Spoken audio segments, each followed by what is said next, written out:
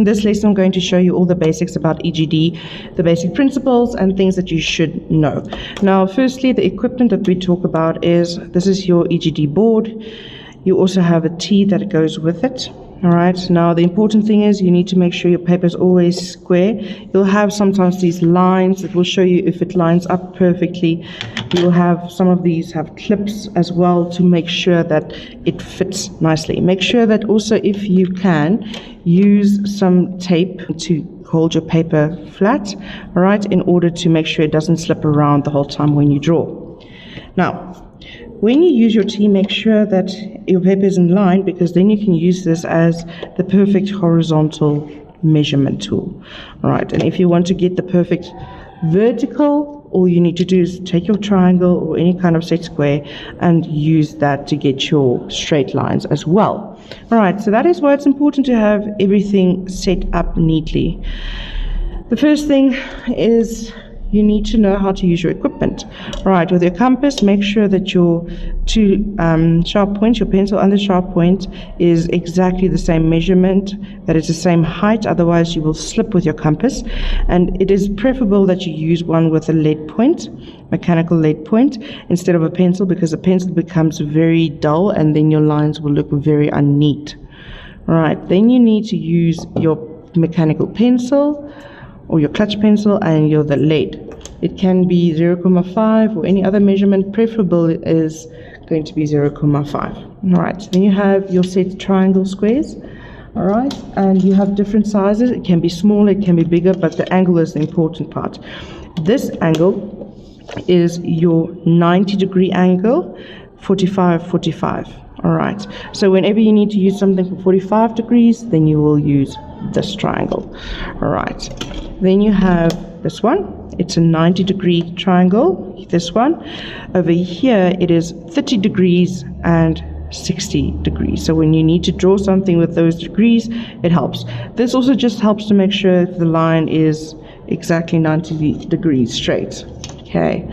You also have your protractor. The protractor is to figure out the degrees of something. So, for example, if I want to work out what the degrees are of a certain angle, if I have my baseline, let's say I want something that is 70 degrees, you'll use the center point as your focus in order to draw the correct angle. You'll put that focus point, the center point, on the spot where you want to draw the angle out of. All right, make sure the other lines are in line with the center line that you already have, the baseline. And when you work with the protractor, you'll see there's two numbers. Depending on which side you want your angle to go to, you need to work from there. So let's say I want a 70-degree angle to the left. Then I'll use 0. I'll count from the left, 0, 10, 20, 30, 40, 50, 60, 70. There is my 70. If I want to work out 70 from the right, then I'm going to say I'm counting 0 from the right side, 0, 10, 20, 30, 40, 50, all the way to 70. So depending on which angle you are working towards or from, you'll use that measurement. All right. I made a little mark there, and you'll see it is very far out, and maybe I don't want a line that far. It's okay. All you want is actually the angle. So then you can take your ruler and you can just draw a line like that. And there's your angle, 70 degrees. And the same goes for this one. All right. So there's your angle. Okay. And that is also where you can measure it. But the important thing is just where you start measuring your degrees. I want to move on, since we have the angles here. I want to show you how to calculate or how to work out and bisect an angle. When I say bisecting, it means getting the middle point or the halfway point of an angle. So I have two angles here. Let's say I want to get the middle point. I want to know exactly where the middle point will be for this, and I don't have my protractor. What you can do, you take your compass, all right, and you put it according to whatever measurement you have. All right, sharp point on the one side and make your pencil markings on both lines. Make sure the measurement stays the same for both. All right, now you have your two markings. Next step, You take your compass, put your sharp point on the mark that you just made, and you draw in a very like construction line technically. You draw your two lines. Right, and the important thing is where they intersect or overlap. That is what you want. So you'll see it's there. It's now actually totally by chance. It's on the center point, and the other one's there. The final thing that you do, you need the two center points because those two will tell you where your line needs to go through. Right, and in this case, it's there. Right, that is how you bisect an angle. But let's bisect a straight line now. Now, to bisect a line, the reason we do that sometimes is when you need to get the middle point, or when you don't know where the 90-degree angle is, or you need to get a center point of some sort. Okay, so it's quite easy. You also just need a compass for it. So let's say this point, I need to find the exact middle point of this and this point, these 2 points. Okay, all you do, take your compass, sharp point here. I usually cheat, and what I do is I just eyeball a little bit, so my measurement of my compass is a bit bigger than over halfway. Ooh, it's over halfway. Right, there's the one side, and the other side is here, and there we go.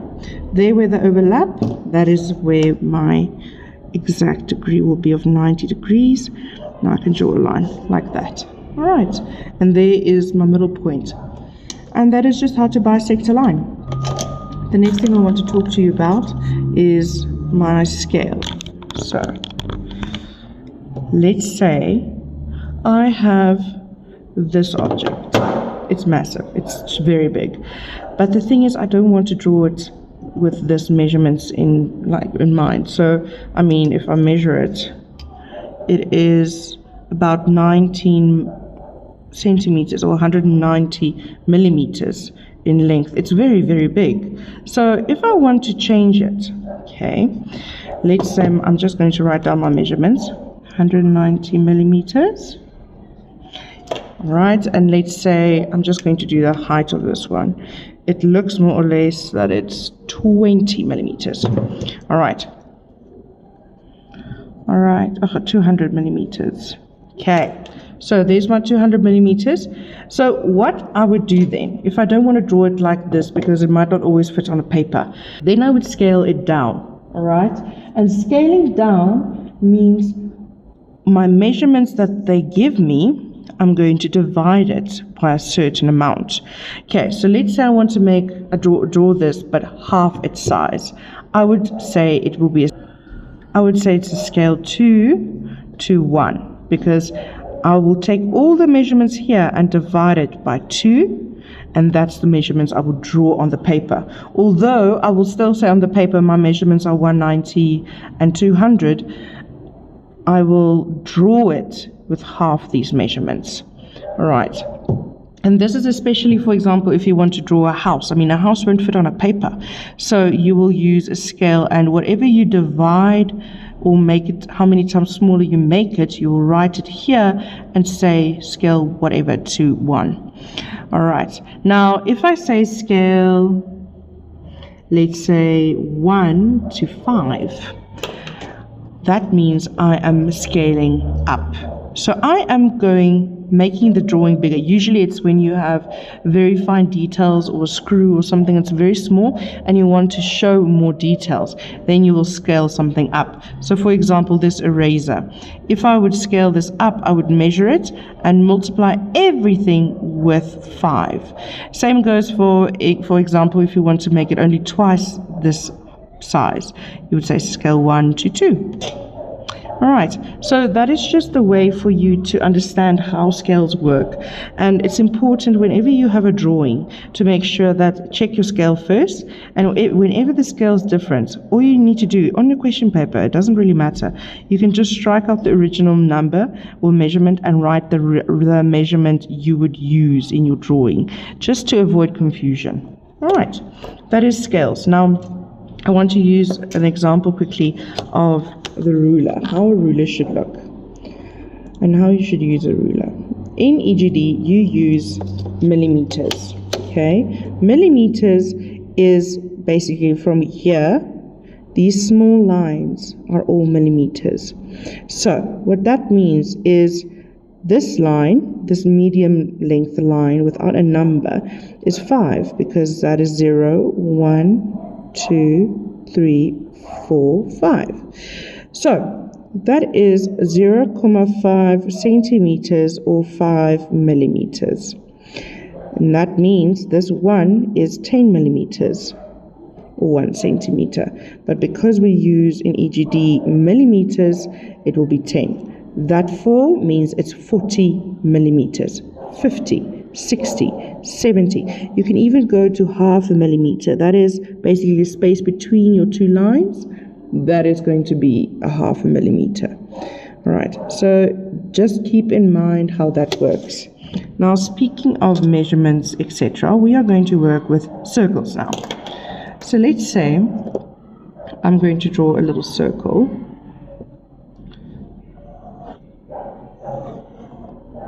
Right, there's a circle.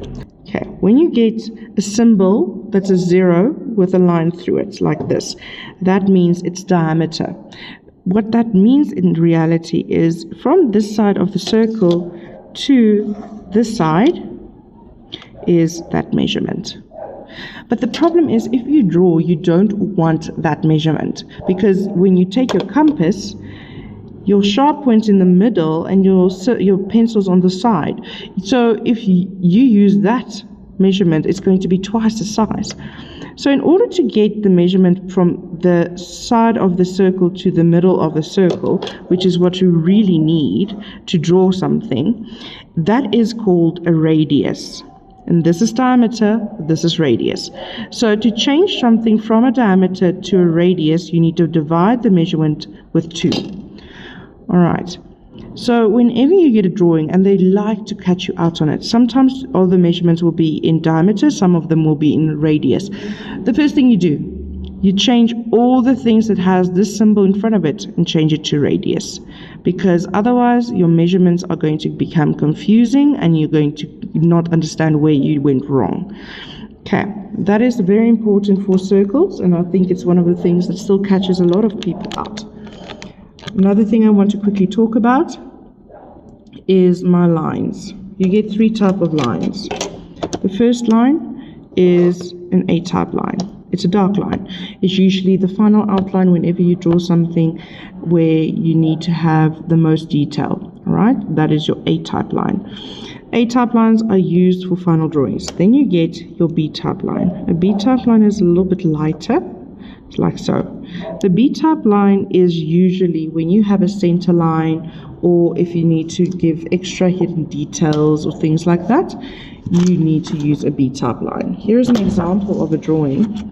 So my A-type lines would be these outlines, but my B-type lines will be these center lines and hidden detail lines. It can also be construction lines, but preferably B-type lines because it's a bit more clear than construction lines. All right, so whenever you draw something, remember this is A-type, this is B-type lines. Now, when you do the B-type lines, there's other type of B-type lines you have. So for example, I'm just going to try and draw like this.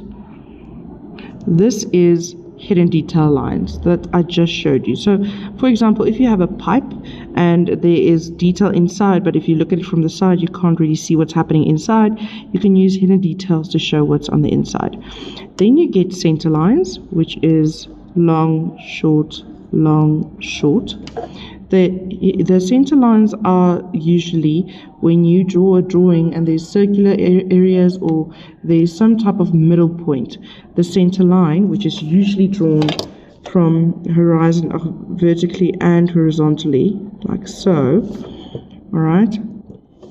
That is important, and also a B-type line. Then you get your C-type lines. C-type lines are basically like you're tickling someone with a pencil. It's extremely light. The reason for that is because it's usually used to get to the final drawing. So in this case, the compass marks that I made here should be C-type lines, because then I can just erase it like that, and it's not a problem.